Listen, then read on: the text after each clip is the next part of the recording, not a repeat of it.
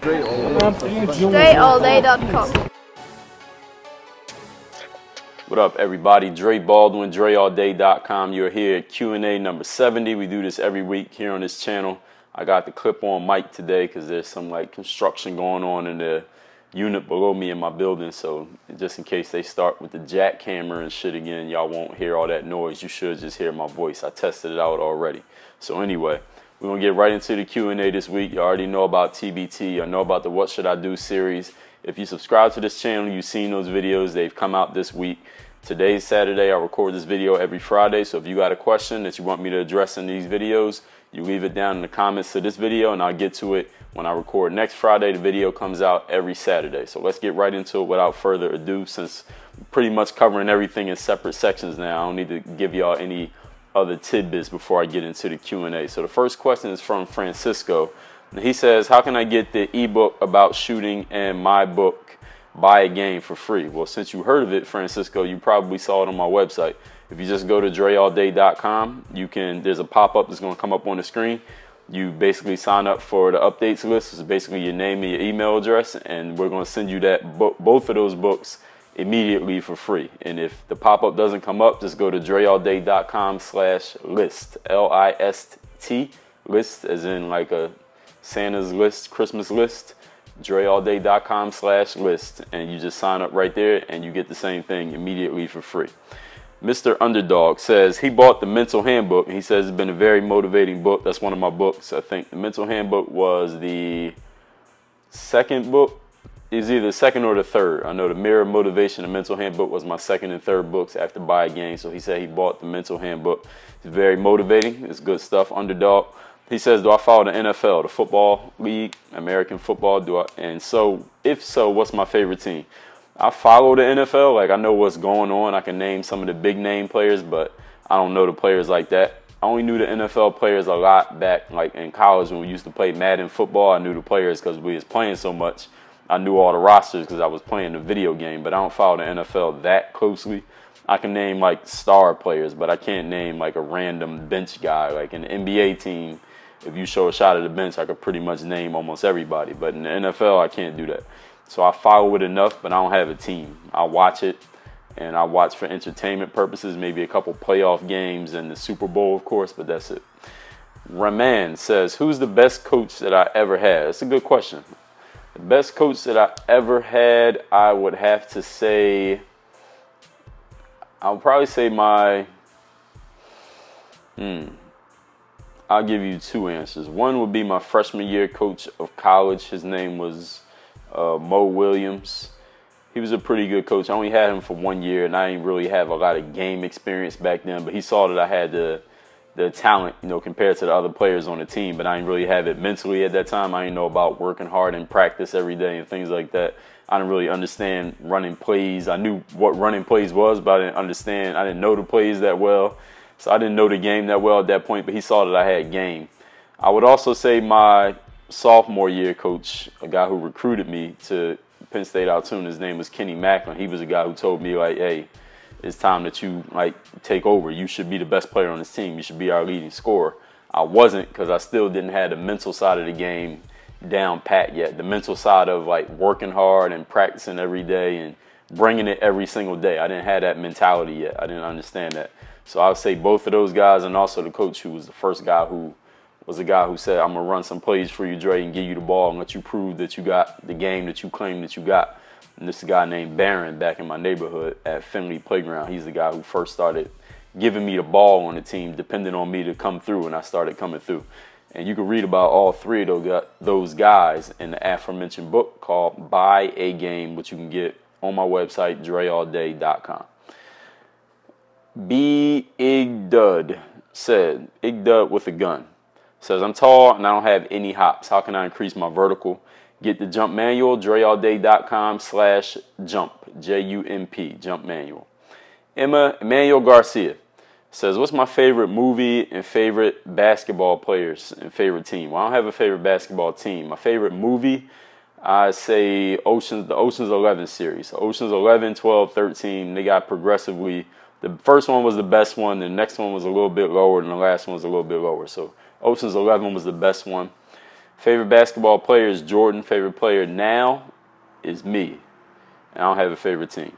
JR The Truth said, what are my favorite basketball shoes to play in? My favorite shoes to play in right now, if I looked at all the shoes I got and I had to pick one pair, I would say the Jordan 29s would be my favorite pair. Also the Kobe 8s I like. Those would be my top two. Mateo says, what's my shoe rotation at the moment for basketball? So there you go, right after that. So I like those two. The LeBron Zoom Soldiers are okay. The Hyperdunk 2013s I didn't really like. For some reason they feel kind of flat. I don't know what other way to describe it. The Hyperdunk 2014s are not bad. I can live with the 2014 Hyperdunks, but they're also not great. The original Hyperdunk's still the best one they made so far. What else do I have? The Under Armour Anatomic Spawn are okay, but they seem to run a little bit too big. They feel a little bit too big on me. I don't have a problem when I'm playing in them, but when I put them on, I'm like, there's a little bit of space in these shoes. But once I start moving around, there's no problem. What other shoes do I play in? The Nike Hyperfuse I like a lot. The Hyperfuse grew on me. I do like those. And there's probably one other pair that I'm not remembering right now. I can't even think about it. I can't even think of it. Tate Bennett says, he says, thanks for answering my question. And he has his next question that he asked. He says, if you could look back on all the fouls you have committed, what do I think was the worst one? No, I've never heard a question like that. I don't have any flagrant fouls, I don't think, in my career where I flagrantly fouled somebody and it was bad. Jumpman23 says, if you could have any starting five with me being a part of it, who would I play the other four positions, old or current NBA players? I actually made a video about that, Jumpman23. So I would say if I had to pick any other four guys, I'll go with Tim Duncan, Bill Russell, Magic Johnson, and Jordan. And then I fit in wherever I need to fit in. Mecca Hood says, what's the best advice you ever gotten from someone? Work on your game. I got it from myself. Ahmed Hussein says, what muscle groups are most important for a basketball player? All muscle groups. Basketball is a total body sport. There's no one muscle group you can work that is all going to make you better than working a different muscle group. Basketball is a total body movement sport, so you need all of your muscles. Upper body, lower body, core, everything. Ninja Video says, have I ever had a fan meet up? And if so, when am I going to come to Orlando? He said, you're a celebrity, you know, LOL. I did have a meetup. I had a basketball meetup where I played ball with a few guys. This was this past August 2014. Am I going to do that again? We'll see. I haven't planned for one in Orlando yet, but we'll see what the future holds. Right now, I don't have anything scheduled. I got some other business going on, but we'll see what happens. So I'm glad you mentioned that. I'll keep Orlando in mind since it's not far from Miami. Balling Like the Raptor says, I haven't watched your Q&A in a while, so his question is, are you a WuTang fan? If so, who's your favorite member? It's funny that you asked that, because today when I was working out, I was listening to a playlist of WuTang songs. And yes, I am a WuTang fan. My favorite member of WuTang is Ghostface Killer. His album Supreme Clientele came out in 2000 when I was a senior in high school, so he's my favorite member. Jarnell says, Dre, do you get technical fouls when you play? What happened the last time you were given a tech? Last time I got a technical foul was probably in some rec league game, like arguing with a ref or something like that. Or not even arguing with a ref. Like I might curse at a ref. Like if you curse at a ref, of course they're going to call a tech. Or if I'm playing in a rec league, the last time I got a tech was in a rec league. I didn't get a tech in no pro league. In a rec league, I would get a tech. Like if somebody start talking trash to me, a player start talking trash, and then I start talking to him and usually start clowning his ass, and then I'll say something, I'll just start clowning him really bad, like to make sure the audience hear me. And the ref might call a tech just to get me to calm down and stop talking to him. So that's probably the last time. I can't think of it specifically. Classic Kicks 24 says, can a person be scouted in America to play overseas basketball? What I mean is, are there camps in America? Are there camps in the United States for players to get on overseas? Of course, yes, there are hundreds of camps in the United States for players to get on overseas. Because a lot of times camps they'll say we're going to film these games and send them to overseas teams, or they'll say we're going to live stream the games for teams overseas to see it, or they'll actually have coaches, managers, agents, scouts, whoever from these overseas clubs and organizations come to the United States to actually watch the camps. Usually in July, around the time the NBA Summer League in Vegas, there are a lot of camps that will take place in Vegas because they promote, hey, this is when the NBA Summer League is. This is where all the agents, scouts, managers, etc. will be in Vegas. So they'll just come by ours because they're already here to see the NBA guys. So now you can get seen by them while they're in town. And they're not they're not lying. But at the same time, those agents didn't come there to look at that camp. They came to look at the NBA camp. They just happened to be there. But hey, if that's how you get seen, that's how you get seen. So to answer your question, yes, there absolutely are camps in America for players to get scouted to play overseas. Noel Watson says, if you play in the NBA, would you still make YouTube videos? Absolutely, of course. Master Nizuma says, Dre, he said, I heard that somebody did something dirty to you on the ball court last month. That's why I asked you where your ankles are at, LOL. Well, I don't even know what you're talking about, Master, because I didn't play against anybody in the last month. I don't think I played against in any league, any rec league or anything. So that's impossible for anybody to have done anything.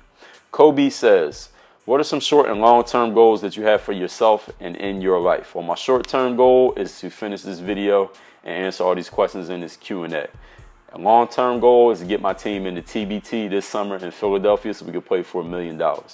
Cliff Stevens says, Dre, is it possible to train the mental side of basketball? Because I believe basketball is 90% mental, but in the games, I don't have the mentality, and I haven't been doing well in the games because I haven't put myself in the right mindset.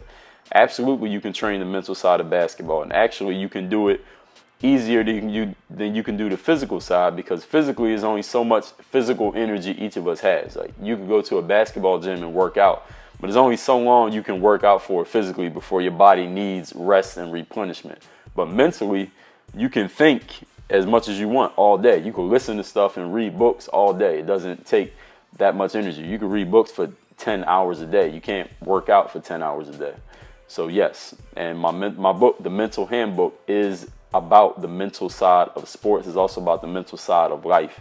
And these videos, I've made videos, Cliff, where I talk about the mental side of the game, where I talk about getting yourself mentally prepared to perform. And if you look at my mental/motivation playlist, you'll see the videos about that, where I talk about the mental side of the game. And also I talk about preparation. Search my name in the word preparation, and you'll see the videos where I talk about how to get yourself mentally primed to perform in a game, because it isn't a one-size-fits-all thing, Cliff, and everyone else out there. You have to figure out what works for you, but that is work, it's practice. Same way you figure out what your game is in basketball, you got to get on the court and practice, so you figure out what you're good at, what your best strengths are, what you're going to do when you get in the game. Same thing mentally. You have to figure out what triggers you to perform at your highest level, and it's not the same for everyone, but that's your job to figure out what that is. And I've made videos explaining how you figure that out. Dylan says, I had an Ultimate Athlete and I feel I should get a signature workout to balance on the court and off the court training. Will Ultimate Athlete and a signature program doing at the same time be too much work in a week? No, I don't think it's too much work in a week, especially when you're younger. You had the energy, you got that young system. I think you'll be able to do both, because Ultimate Athlete is off the court and signature workout programs are on the court. And those are both, for those who don't know, at hoophandbook.com. Maniac Mizuto says, which Hoop Handbook program do I recommend for a player who wants to get better at shooting his jumper and putting his body on people in the paint, such as finishing with contact for a guard? First player that comes to mind when you say that would be Stephon Marbury. Stephon Marbury signature workout program. Also, I will go with Derrick Rose, those two guys. G-Dog says, how do you guard or stop a player who's posting you up? He says, a lot of times I get posted up. He wants to know if I have any techniques to stop a bigger guy, and how do you attack a defender who is defending you straight up? Well, first of all, a defender is defending you straight up. You can do whatever you want, G-Dog. There is no how-to. There are a million things you could do. Any skill you've ever worked on, you can do it on a defender who's defending you straight up. So if you're asking the question, how do you attack that person? The first thing you need to do is, first of all, get in a gym and work on your skills, or get on a court, work on your skills so that you have a set of skills to call on. And second of all, play in more games. Play against people so that you learn instinctively how to start attacking people, because it's not really about let me think about what move to do, or this is what I do if the defender does this. Because in the game, you're not going to have time to think about what to do. You got to be able to react immediately. And if you're not reacting, that means your instincts aren't sharp enough. And if your instincts aren't sharp, that's because you haven't had enough experience. And that's the only way you get it, is by actually doing it. You can't get it by watching, thinking, reading, looking at it. You got to go out and actually do it. He says, how do you stop a player who's posting you up? It's this exact same concept. There is no one way. There's nothing I can say, all right, if a player posts you up, do this, and you're going to stop him every time. Or if a player is this size and he's at this spot on the floor and he does this move, you do this, and it's going to stop him. It's not how basketball works, because every basketball player can react instinctively in a moment. People have counter moves, so if you play good defense one time, they probably won't do the same thing because they know that you have a defensive reaction for that. Then they'll do something different. They have counters, and there are a million different ways you can counter defense, and there are a million different ways you can counter offense. So it's not as simple as me saying this is what you do. That's not how basketball works. Again, I wish I could just tell you this is how you stop a guy, this is how you score on a guy, this is the best move that works in this situation, this is the move to do in this situation. If it was that cut and dry, y'all, you know what I would do? I would just write a big basketball encyclopedia, and I would have you memorize every single thing to do in every single situation, and all you would just become great players because you would just memorize the book. Unfortunately, it doesn't work like that, because if it worked like that, then a lot of players would be a whole lot better at basketball. Fact is, a lot of players never get good because they don't want to do the work, which requires them to go through the pain and suffering of failure, i.e. getting scored on, getting the ball stolen from you, not being able to score, not making basketball teams. These are all the things you have to go through. There are no shortcuts to it. You have to go through it. You got to play against people to get the experience and develop the instincts on how to defend. If you're playing against a player who's kicking your ass in the game, go up to that player after the game and say, hey, how would you defend that? What could I do better? What was I doing wrong with my moves that you kept blocking my shot? What am I doing wrong with my dribble that you keep stealing it from me? What's wrong with my defense that you keep scoring on me? What can I do better? All of you had the power to do that. All of you know how to speak. All of you know how to talk. All of you know how to ask questions, obviously. So any of you can do this. All of you had the power to do it. The problem is most of you won't do it. And then you come to me asking me, how do you do this, that, and the third? The person who's beating you could give you the information right there on the spot, but you got to be willing to open your mouth and ask the question. Mike Payne says, when you play somebody one-on-one in basketball and they beat you, does that mean that they're a better basketball player than you? Not necessarily. It means they beat you one-on-one. That's the only thing that definitely means that they beat you one-on-one. Now, it could mean that they're also better than you in basketball. Well, not necessarily. Let me say this. A person A could beat person B one-on-one, right? That means that person A beat them one-on-one. Now, it could be that person A is also better than person B, but it's not because of the one-on-one game. Now, person B might be better than person A, but they lost in the game of one-on-one. That could also happen. So one-on-one does not necessarily make you better, but better is relative. So if person A just says, I'm better than you, then that's his opinion. You can't tell him he's wrong. It's his opinion. He could lose the game and say he's better than you. You can't tell him that he's wrong. Again, it's his opinion. Devin Lacerna. So as I play AAU, we run plays and defenses that are very simple. I understand everything very well, but I was on a team before and the same plays were ran back then. My teammates are not very experienced. How can I get them to not make simple mistakes and work as a team together? But the only thing you can do, Devin, is set the example as a player. You can't make other people do anything. Often actually, players come to me and they say, hey, how can I get my teammates to do this? Or how can I get this guy to do this? How can I get this person to stop doing that? You can't make another person do anything. Not many things you can make other people do. Only thing you can do, if we're talking about leadership, is set an example. A leader leads by example, not by words. So all you can do is set the example of this is what needs to be done. Now, once you set the example and you see that people are following you as a leader, then you can be verbal. You can say something like, hey, Mike, this is the way this play is run. When you do this, you need to do it this way. When you come off that screen, do it this way. When we're on defense, you need to be in this position. And when the ball goes over here, you need to shift this way. But that's only once people recognize you and respect you as a leader. And you see that by their actions, not by anybody's words. So you have to first establish yourself as a leader by your actions. Then you can start verbally telling people, hey, these are the things that you need to do. So set the example, Devin, as best as you can. I know it can be frustrating when you're playing with players who are not as advanced as you mentally, physically, emotionally, experience-wise. I understand that. But the only thing you can do is set the example yourself. Stand up here, set the example, and make everybody come up to your level. Don't drop down to theirs. You make them come up to yours. Tasky got him. Says, Dre, when your team loses because one teammate is the whole team, the blame for the loss even though they played their part. He said, when your team loses because of one teammate, is the whole team to blame even though they played their part? If a team loses a game, then the whole team lost the game, period.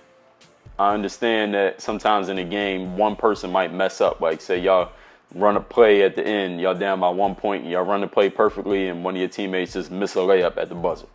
So, yeah, everybody's going to be like, damn, he missed that layup, we lost the game. But the team lost the game, because why was y'all down by 1 point to begin with? Not because of his layup. Y'all was down by 1 before that play. So you win as a team, you lose as a team. If you're going to be a leader on the team, then you take responsibility for every loss, even if you scored all the points and you had all the rebounds and you played perfect. If your team lost, then you didn't get the job done, because the only object of basketball is to win the game. And basketball is a 5-on-5 sport. Your team got to beat the other team. So it might not be your fault that your team lost, but it's your responsibility to make sure that it happens as little as possible. And you, again, set the example as a leader. If your team loses, you don't let any one person take the blame unless it's you, unless you're the one taking the blame. You never blame your teammates if you're a leader, because a leader can't blame anybody else. A leader is the person up here. So how you going to blame somebody down here? You got to take the responsibility. NBA 2K says, I'm going to get the Chris Paul Hoop Handbook this summer. I hope y'all don't hear that. The hammer started going off, but I got the mic on, so y'all shouldn't hear it. So I'm going to get the Chris Paul Hoop Handbook this summer. It says it works on handling the ball versus pressure. But how can I do that without another person? Or does it require another person? No, it doesn't require another person. What it does basically is NBA 2K it takes you through drills of bringing the ball up the floor where you would be going against the defender. So you can get another person if you want to, but it works on drills where you're bringing the ball up the floor from baseline to baseline, where you will be keeping yourself, your body, between the ball and where your man will be. Tough Tanny says, he's heard that in order to be on top, you have to avoid negativity, but he doesn't live in a nice neighborhood or rich neighborhood, so there are negative people around him, drug dealers, etc. And the question is, since there aren't any successful people in his area, how will I attract those successful people? Well, what you can do, Tough Tanny, is you can do it by proxy, and what that means is similar to what you're doing right now. YouTube videos, books, audio tapes, TV programs, movies of people who are doing the things that you want to do. So if you want to be successful, obviously you know that success exists. You know that those people exist. So you can watch the videos of those people. You can read the books of those people. You can listen to the audio tapes of those people. So even though if you can't be around them physically, you can be around them as much as you want by getting their information. The great thing about the world we live in today is that all the information is at your fingertips, and a lot of it costs very little money. Next, Ball is Life 23 says, if you do a hoop handbook program as instructed without slacking off, is it guaranteed you will improve your game and aspects that the handbook focuses on after finishing it in 30 days? Yes, that's the guarantee. You will get better if you do what the program says, you follow the instructions, and you do it properly. You will get better. Now, people ask me a lot of times, hey, they ask me similar questions. Will I get better if I do this? The only time, and I'm sure many of you have heard this cliche, the only time success comes before work is in the dictionary. If you really, really, really want to guarantee on your work, do the work first. You want to guarantee on your success, rather, do the work first. You got to put in the work, and then you get the results. If you want somebody to guarantee you results before you do the work, then you're probably not ready to do the work. Now, I'm telling you that you are going to get the results, but you got to do the work. And the only way you'll actually see the results is we can sit here and talk about it all day. But until you do the work, you're not going to see any results. Next question. Rondo Style says, in some of your videos, when you talk about the past, you talk about how your game used to be built on athleticism. My question is, did you ever get your vertical tested? If not, could you touch the top of the square? Tell us the best dunk you ever did in your athletic prime. Do you consider yourself to be a freak of an athlete? I never got my vertical tested but once. I think it was in 2011, and I measured out. That was at a professional exposure camp I went to in Vegas, and that was measured at 39 inches at the time. Could I test the top of the square on the backboard? I think I was able to. I think the one time, I probably tried it more than once, but one time I remember is me and a teammate in college was both trying to do it, and we touched like the same spot. He was a little bit shorter than me, so he probably jumped higher. But we both reached like near the top of the square. The best dunk I could do in my athletic prime. Yes, I could do 360s. I don't know if I ever did a windmill. I was never much of a windmiller. Do I consider myself to be a freak of an athlete? I don't think so. I wouldn't. If you look at athletes like a Russell Westbrook, a Derrick Rose, even a J.R. Smith, those guys are freaks of athletes. I don't think I was a freak of an athlete or am a freak of an athlete like them. I think my strength is more in my endurance, stamina, just having the energy, not necessarily just jumping and running, but just having an overall long-term energy. Nabil Chaudhry says, Dre, I want to know, he's wondering if he has an irregular jump shot because he takes a step when he shoots and is ugly but very effective and it goes in. Would coaches in college or overseas care what the shot looks like if it goes in? No. All a coach cares is if you make the shot. Now, maybe a coach may offer you an adjustment. Maybe a coach may say, hey, why don't you think about doing this? I can't speak for all coaches. I can't tell you what every single coach in the world is going to think about you because coaches are people. Coaches are not robots, ladies and gentlemen. People come to me and they say, well, will coaches think this or will a coach say that? Every coach is an individual human being. Yes, they all have the same title of coach, but they are humans. So they don't all think exactly the same things. They don't all say the same things. They don't look at everybody the exact same way. Two coaches look at the exact same thing and have completely different opinions. They're human beings, y'all. They're not robots. So understand, I can't speak for every coach, but the object of shooting the ball is for it to go in. Bailey says, does the jump manual require equipment or is it something you can do outside, for example? In the jump manual, you do need certain equipment, but there are options to do it without the equipment. However, Jacob says, the maker of the jump manual says, the program gives you optimal results when you use the equipment that he says to use with the program. Marco Vargas says, does dribbling a ball with no grip help your handles?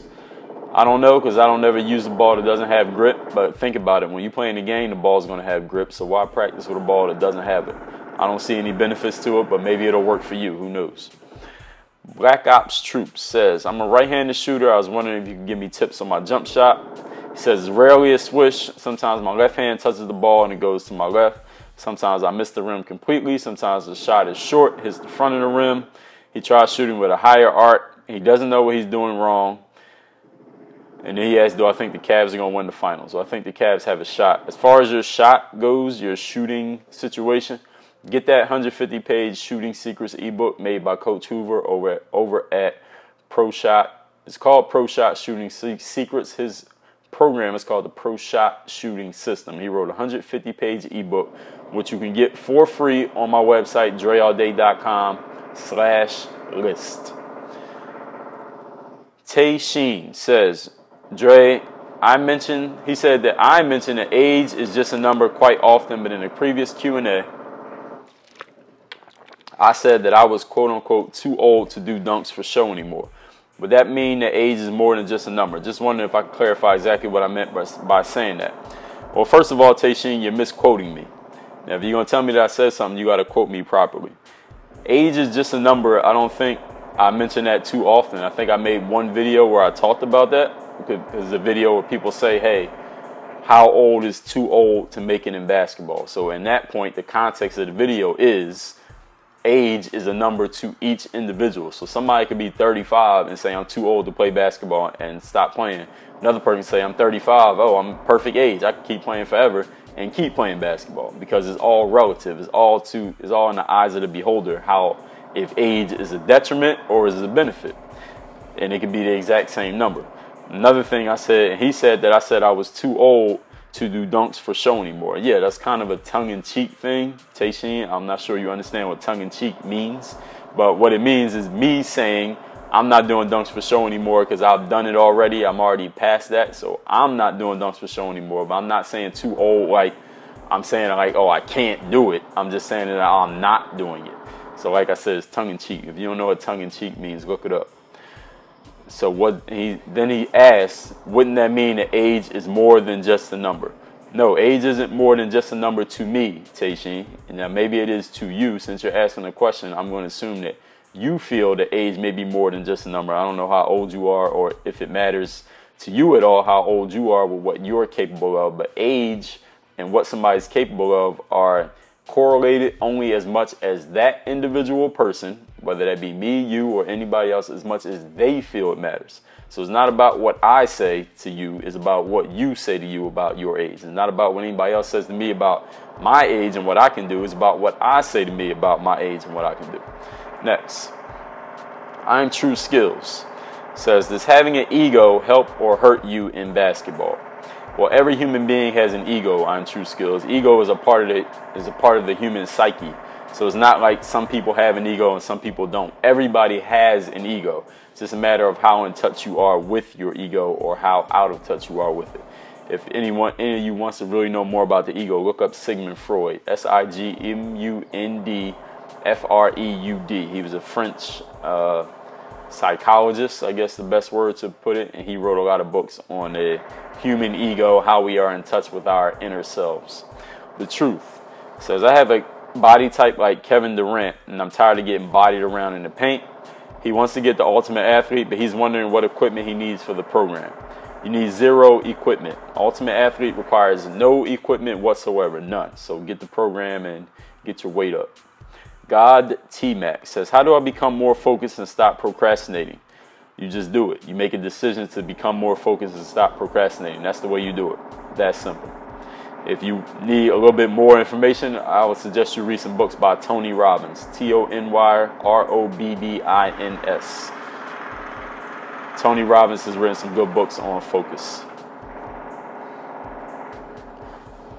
Tayu Greek says, he said that I said in my last video that I don't care about all the talk about the sweep, sway, follow through, and finger.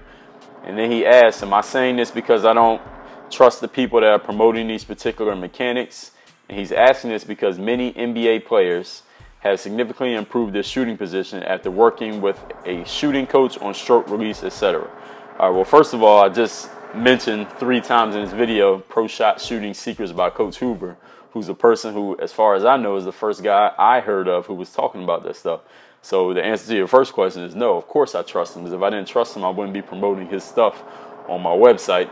And second of all, I went and did a video with the guy. I did a Q&A with Coach Hoover probably sometime last summer. You can see that on my YouTube channel. And the second thing is, when you say, you got to be careful when you use the words many. When you say something like many NBA players, many means you're saying a certain number. You name one person, and then you say a shooting coach. You probably haven't had conversations with many NBA players. You may have heard probably 3 or 4 or maybe 10 NBA players work with a shooting coach and their shooting stroke improved. Well, what do you quantify as improving?